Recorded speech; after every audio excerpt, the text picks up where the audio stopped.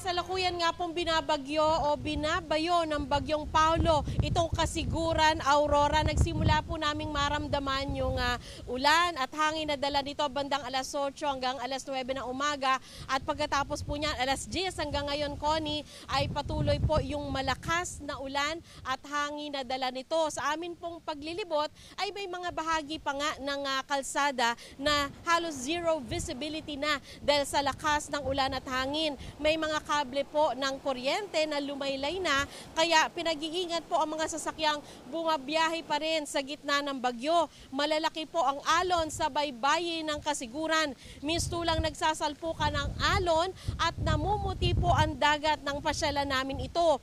Kasama po sa babala ng Pag-asa dito sa Aurora ay daluyong na posibleng umabot ng 3 metro. Bandang alas 10 ng umaga hanggang ngayon ay dama namin yung bagsik ng bagyo at sa paglandfall po ng bagyong Paulo sa Dinalupige, Isabela kaninang alas 9, itinaas na rin po sa signal number 4 ang babala ng bagyo dito sa Kasiguran, Aurora batay sa 11 AM bulletin ng Pag-asa. May babala din ng landslide at baha dahil sa heavy rainfall warning.